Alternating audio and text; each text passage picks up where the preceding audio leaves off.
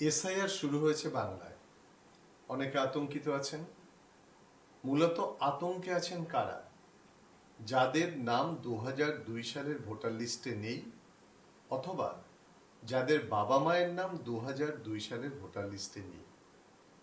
আপনাদের নাম যদি ভোটার লিস্টে না থাকে, তাহলে আপনার নাম কি আর অন্তর্ভুক্ত করা যাবে না? আপনি কি ভারতবর্ষে ভোট দিতে পারবেন না?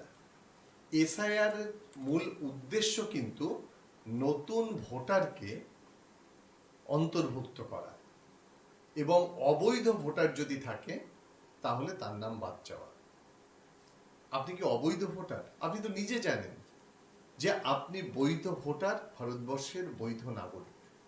তাহলে আতঙ্ক কেন?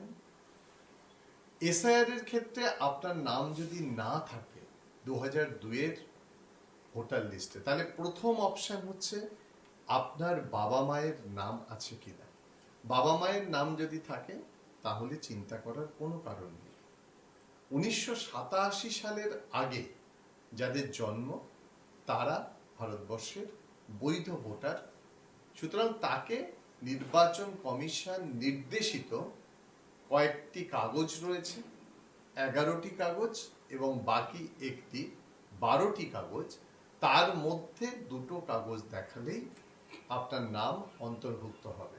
সুতরাং আপনি আপনার নাম অন্তর্ভুক্ত করবেন।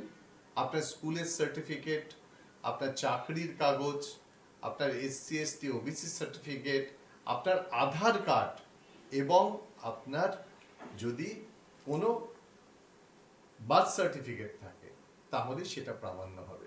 সুতরাং আপনার নাম অন্তর্ভুক্ত করার জন্য আপনি প্রস্তুত হন। আপনি যোগাযোগ করুন আপনার বিএলওর সঙ্গে, বুথ লেভেল অফিসার।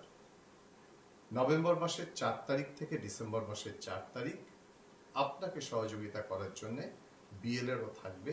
যদি কোনো অসুবিধা হয় তাহলে বিএলওদের সঙ্গে যোগাযোগ করবেন, অথবা চিফ ইলেকট্রাল অফিসার যিনি রয়েছেন তার সঙ্গে যোগাযোগ করতে পারবেন। প্রশাসনের সঙ্গে যোগাযোগ করুন, প্রশাসন আপনাকে সহযোগিতা করবে। অর্থাৎ আতঙ্কিত হবেন না। 2002 সালের ভোটার লিস্টে নাম না থাকলেও আপনার নাম থাকবে এসআইআর।